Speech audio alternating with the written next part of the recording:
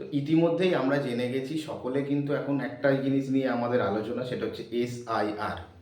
তো এসআইআর জিনিসটা কি আমরা কিন্তু অনেকেই জানি না, বা অনেকেই আমরা এই বিষয়টা নিয়ে না জেনেই অযথা আতঙ্কিত হয়ে দিন কাটাচ্ছি।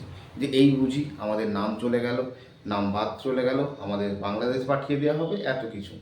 এবং সবথেকে বড় কথা, আমাদের যে নিউজ চ্যানেলগুলো আছে, আমাদের যে রাজনৈতিক দলগুলো আছে, প্রতিটা দল কিন্তু ফুল বোঝাচ্ছে। কোনো নিউজ চ্যানেল বা কোনো রাজনৈতিক দল এখনও পর্যন্ত কিন্তু সঠিক তথ্য আমাদের দেয়নি যে এসআইআর জিনিসটা কী, কারা বাদ যাবে। তো এই ভিডিওটা দেখলে তোমাদের অনেক কিছু পরিষ্কার হয়ে যাবে। তো এই ভিডিওতে তোমরা কী কী জানতে পারবে, তো এই ভিডিও তোমরা জানতে পারছো এসআইআর কী, এছাড়াও এসআইআর কখন হয়, এসআইআর কেন হয়, এসআইআর কীভাবে হয়, তাছাড়াও আমরা জানতে পারবো কী কী ডকুমেন্টস লাগবে এখান থেকে। আর কি জানবো, যারা বাইরে থাকে তারা কি করবে, এছাড়াও ধরো তোমার নামটা ম্যাচিং হচ্ছে না, তুমি কি করবে, এবং সবশেষে জানবো যে কারা বাদ যাবে। অর্থাৎ এই ভিডিও থেকে তোমরা কিন্তু এশায়ার সম্বন্ধে সবটা জানতে পেরে যাবে। যদি ভিডিওটা ভালো লাগে বা মনে হয় যা ঠিকঠাক আছে, তাহলে শেয়ার করে দিও। তো যাই হোক, প্রথমেই আমি যেটা বলবো, এই এশায়ার, এশায়ার কি এটা ফার্স্ট টাইম হচ্ছে? অনেকেই ভাবছে জীবনে বোধহয় প্রথমবার এশায়ার হচ্ছে। এমনটা নয়, এশায়ার কিন্তু অলরেডি 8বার হয়ে গেছে এর আগে। ভারতবর্ষে স্বাধীনতার পর থেকে 2004 সাল পর্যন্ত 8বার হয়েছে। এই যেটা হচ্ছে 2025 সালে, এটা হচ্ছে 9 টাইমস, অর্থাৎ নবমতম বার কিন্তু এসআইআর হচ্ছে। অতএব এটা নিয়ে আতঙ্কিত হওয়ার কিছু নেই। এবং খুব রিসেন্ট বিহারে হয়ে গেছে, বিহারে কিন্তু একজনও নাম বাদ যায়নি। বিহার কিন্তু আমাদের থেকে কিন্তু বিশাল কিছু উন্নত রাজ্য নয়, বা ওদের সব ডকুমেন্টস রেডি আছে, এমনটাও কিন্তু নয়, কিন্তু বিহারের কিন্তু একটা নামও বাদ যায়নি। তো অথবা মানে আতঙ্কিত হওয়ার কিছু নেই, আমি পুরো ডিটেলসে বলে দিচ্ছি। তো বাকিটা তোমরা জেনে যাবে। তো আমরা কি জানবো এবার, এসআইআর কেন করা হয়। তো অ্যাকচুয়ালি এসআইআর করার না 4টে কারণ আছে। তো 4টে কারণ কি কি জানো? একটা হচ্ছে যে ধরো আমি এখানকার বাসিন্দা, আমি এখন মেদিনীপুরে থাকি, বা আমি এখন কলকাতায় থাকি। তো আমার এখন কোথাকার বাসিন্দা আমি হয়ে গেছি, সেইটা বাসস্থানটা সঠিক করার জন্যে।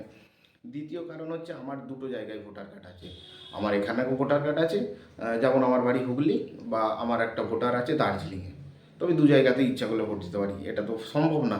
তো এই কারণে কিন্তু আমাদের করা হচ্ছে। এছাড়াও কী কারণ আছে, যে যারা বিদেশি আছে, তো বিদেশি যদি কেউ থাকে তাদেরকে খুঁজে বের করা।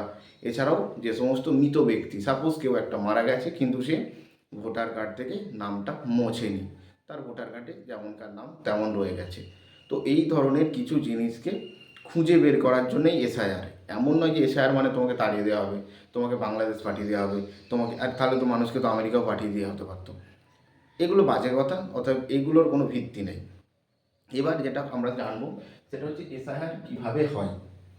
খুব সহজ। এসআইআর এমন একটা জিনিস যেখানে কিন্তু আমাদের প্রতিটা বাড়িতে একজন করে বিএলও আসবে। বিএলও অর্থাৎ মানে booth level officer.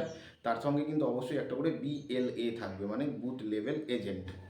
Booth level agent কারা, সেটা হচ্ছে আমাদের পাড়ার বা গ্রামেরই কেউ একজন, কোন একটা পলিটিক্যাল পার্সন, যাকে কিন্তু ট্রেনিং দিয়েই সেখানে আনা হয়েছে। সে কিন্তু আপনাদের বা তোমাদের পুরোটা হেল্প করতে পারবে। তো এটা আমাদের কিন্তু জেনে রাখা দরকার, যে আমাদের পাড়ারই একটা ছেলে বা আমাদের গ্রামেরই একটা ছেলে কিন্তু তোমাদের হেল্প করবে। অতএব কোনো চাপ নেই, কোনো মানে আগেই বাদ চলে যাবো এটা ভাববে না। তো কি করবে বিএলও বাড়িতে আসার পর, কি হাতি ঘোড়া করছে, যে মানে আমরা আগে থেকেই দুনিয়ার ডকুমেন্টস জেরক্স করে নিচ্ছি, দুনিয়ার কিছু জেরক্স করে নিচ্ছি, যে কী না কী হবে। Nothing worry about that, just আসতে দাও। ধরো বিএলও এলো, তুমি বাড়িতে নেই, নাই থাকতে পারো, আমরা সবাই কোনো কাজে, মানে কাজের সূত্রে বাইরে থাকি, বা মানে অফিস যেতে পারি, মাঠের কাজে যেতে পারি, যে কোনো কাজে যেতে পারি, বাড়িতে থাকতেই হবে, কোনো মানে নেই। বিএলও 3 দিন আসবে তোমার বাড়িতে, প্রথম দিন না পেলে দ্বিতীয় দিন, দ্বিতীয় দিন না পেলে তৃতীয় দিন, তারপরেও যদি না আসে সেক্ষেত্রে কিন্তু আমাদের সময় আছে 4th নভেম্বর থেকে 4th ডিসেম্বর পর্যন্ত, 1 মাস সময় আছে। কোনো না কোনো দিন বিএলএ আছে তো তোমার, মানে তোমার পাড়ার যে কী বলবো, বুথ লেভেল এজেন্টটা আছে, সে তো আছে, তার কাছে গিয়ে ডকুমেন্টস জমা দিয়ে চলে এসো। কী লাগছে ডকুমেন্টস, ডকুমেন্টস কি বিশাল কিছু লাগছে, অনেক কিছু জেরক্স লাগছে? মোটেই না। ফর্ম বিএলও নিয়ে আসবে, ফর্ম ফিল আপ বিএলও করে দেবে, তাহলে তোমার চাপ কী? তোমার যেটা দরকার সেটা হচ্ছে 2 কপি ফটো। এবার বলছো কেন ফটো হঠাৎ লাগবে? ফটো লাগবে, দেখো তোমার 2002 সালের আগে তোমার হয়তো ভোটার কার্ড, তো সেখানে তোমার যে ছবিটা আছে সেটা কি আর তোমাকে কি এখন সেরকম দেখতে? একদমই নাই। তোমায় দেখতে তো আলাদা হয়ে গেছে আগের থেকে। তো সেক্ষেত্রে ফটোটা লাগছে, আর কোনো ডকুমেন্টস লাগছে না, জাস্ট তোমার অরিজিনাল ডকুমেন্টসগুলো ওরা দেখছে।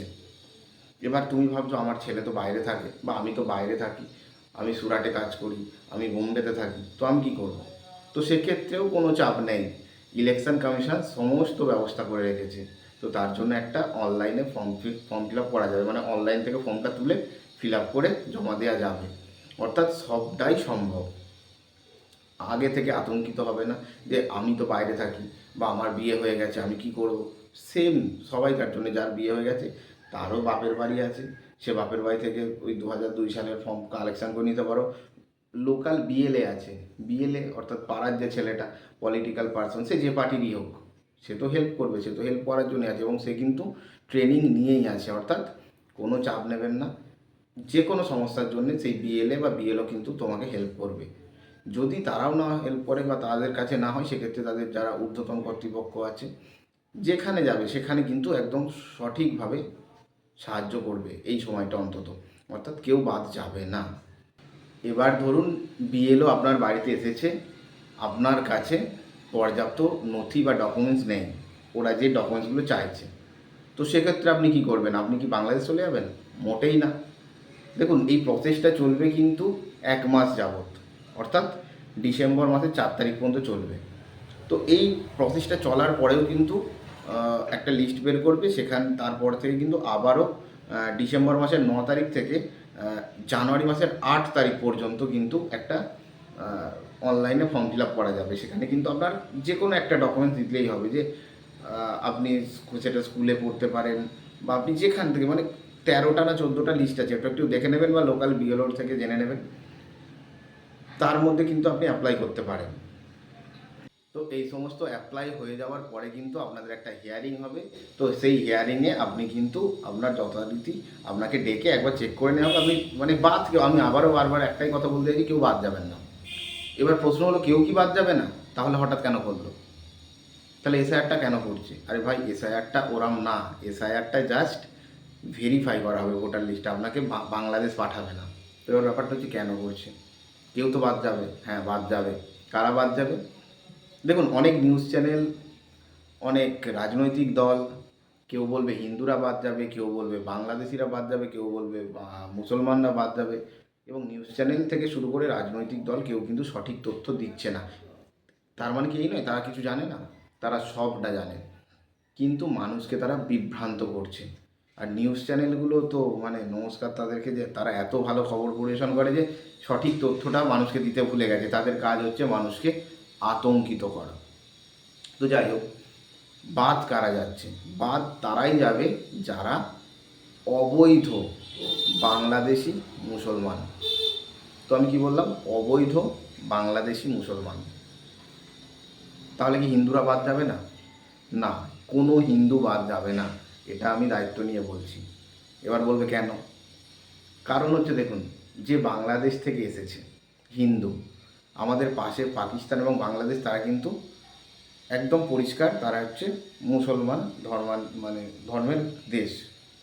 দেশ যখন ভাগ হয়েছিল তখন কিন্তু পাকিস্তান বাংলাদেশ ভারতের মধ্যেই ছিল। তারা ভাগ হয়েছে কিন্তু ধর্মের ভিত্তিতে। তো সেক্ষেত্রে সেই সমস্ত দেশ থেকে যদি হিন্দুরা ভারতবর্ষে আসে, তো তাদেরকে কিন্তু আশ্রয় দেওয়া হবে। অর্থাৎ কোনো হিন্দু বাদ যাবে না, এটুকুনি আমি দায়িত্ব নিয়ে বলছি, সে বাংলাদেশি হোক পাকিস্তানি হোক। তার জন্য সিএএ বলে যে একটা অ্যাক্ট আছে আমরা জানি, তো সেইখানে অ্যাপ্লাই করলে প্রতিটা হিন্দু কিন্তু এখানে থেকে যাবে, কোনো বাদ যাওয়ার সম্ভাবনা নেই। এবার দ্বিতীয় কথা, তাহলে সমস্ত মুসলমান কিন্তু বাদ চলে যাবে? মোটেই না। আমি প্রথমেই বলেছি অবৈধ বাংলাদেশি মুসলমান। এবার কেন এই কথাটা বলছি অবৈধ? দেখুন বাংলাদেশ থেকে মুসলমান দেশে এসেছে, অবশ্যই আসতেই পারে, কোনো চাপ নেই।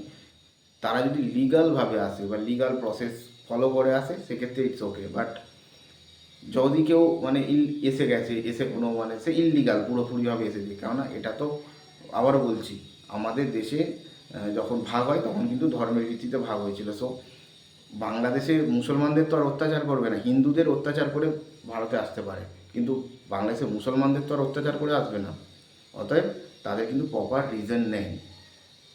তো যে কারণে যারা অবৈধ বাংলাদেশি মুসলমান আছেন তারা কিন্তু বাদ যাবেন, আর কেউ বাদ যাবে না। তাও কি এই এসআইআরের পরেই বাদ চলে যাবে? সেটাও না, তারপরে অনেক প্রসেস আছে, মানে অনেক বড় একটা এটা প্রসেস। মানুষকে অযথায় আতঙ্কিত হওয়ার কোনো কারণ নেই। অতএব এসআইআর একটা খুব সিম্পল ব্যাপার, এটা এর আগেও হয়েছে। এর আগে রিসেন্ট বিহারে হয়ে গেছে, একজনও বাদ যায়নি। পশ্চিমবঙ্গেও একজনও বাদ যাবে না। কোনো রাজনৈতিক দলের প্ররোচনায় পা দেবেন না, ওরা সবাইকে ভুল বোঝাচ্ছে। একদম এক্স পার্টি একজনকে ভুল বোঝাচ্ছে, ওয়াই পার্টি ভুল বোঝাচ্ছে, নিউজ চ্যানেল ভুল বোঝাচ্ছে, নিউজ চ্যানেল আতঙ্কিত করছে।